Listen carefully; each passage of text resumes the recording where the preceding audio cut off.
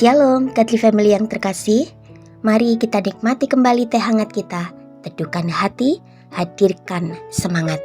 Bersama dengan firman Tuhan yang hari ini terambil dari Yakobus pasal yang pertama ayat yang ke-17. Demikian firman Tuhan.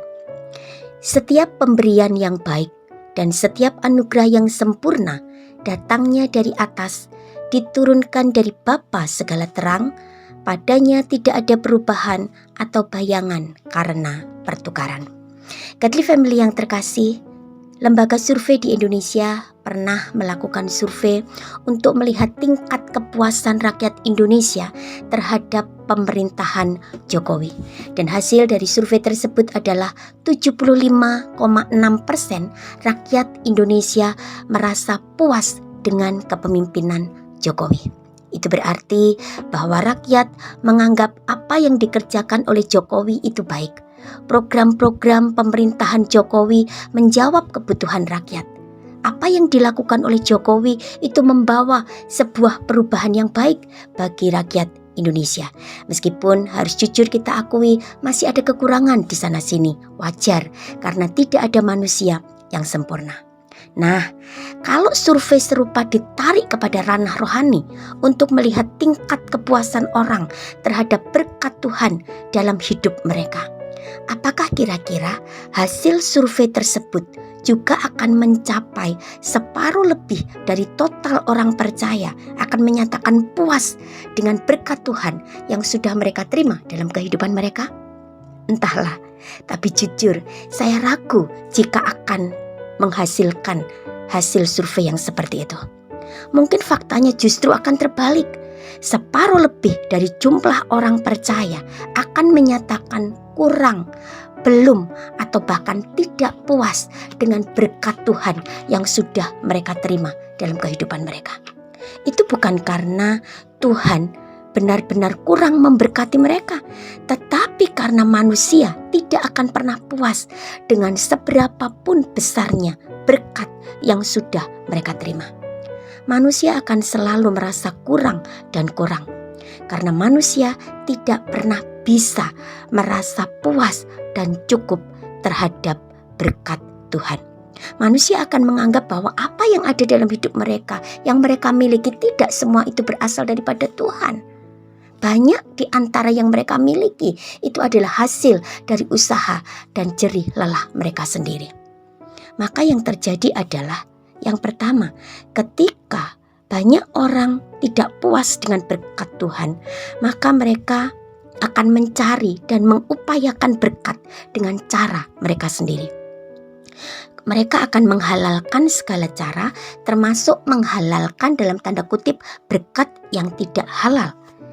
Banyak orang berpikir bahwa apa yang tidak halal itu adalah sesuatu yang didapat dari mencuri, merampok, korupsi, manipulasi, dan lupa menyadari bahwa apa yang dihasilkan dari pekerjaan yang dilakukan di hari di mana seharusnya mereka beribadah kepada Tuhan itu juga bisa termasuk ke dalam hasil atau berkat yang tidak halal. Konsep Alkitab jelas tentang hal ini. Ingatlah dan kuduskanlah hari Sabat. Namun masih banyak orang yang menggunakan hari Sabat untuk mengupayakan berkat, meninggalkan ibadah dan mengejar berkat dan menganggap bahwa itu adalah berkat yang halal. Hati-hati, ketidakpuasan terhadap berkat yang sudah diterima bisa membuat orang menghalalkan berkat yang tidak halal. Yang kedua, rasa tidak puas terhadap berkat yang sudah diterima membentuk mentalitas penerima dan bukan pemberi.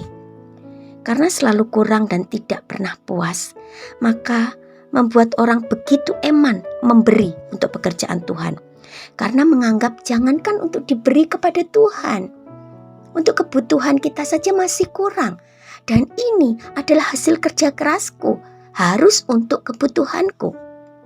Ini adalah pola pikir yang dihembuskan oleh iblis supaya manusia tidak bersyukur kepada Allah sang pemberi berkat dan berpikir bahwa semua adalah hasil usaha dan jerih lelahnya sendiri. Faktanya, ayat Alkitab tadi jelas bahwa setiap pemberian yang baik dan setiap anugerah yang sempurna itu datangnya dari Bapa. Jangan sampai pola pikir kita dikendalikan oleh iblis dan menganggap berkat lebih penting dari Sang Pemberi berkat. Jangan sampai haluan kita berubah mengejar berkat dan menjauhkan diri dari Allah Sang Pemberi berkat. Jangan sampai yang memenuhi pikiran kita hanya berkat sampai Sang Pemberi berkat tidak mendapat tempat. Jangan sampai kita merasa terus kurang dengan berkat dan mengupayakan sedemikian rupa sampai kita kehilangan waktu atau saat beribadah, keintiman bersama dengan Tuhan. Karena berkat yang kita tempatkan melampaui Sang Pemberi berkat tidak akan membawa kebaikan dalam hidup kita. Mazmur 127 ayat 1 dan 2 berkata demikian. Jikalau bukan Tuhan yang membangun rumah, sia-sialah orang yang membangunnya. Jikalau bukan Tuhan yang mengawal kota, sia-sialah pengawal berjaga-jaga. Sia-sialah kamu bangun pagi-pagi dan duduk-duduk sampai jauh malam dan makan roti yang diperoleh dengan susah payah, sebab ia memberikannya kepada yang dicintainya pada waktu tidur. Amin. Mari kita berdoa.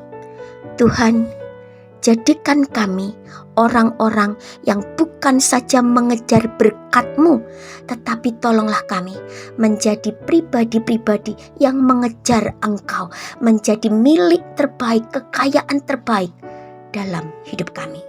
Amin.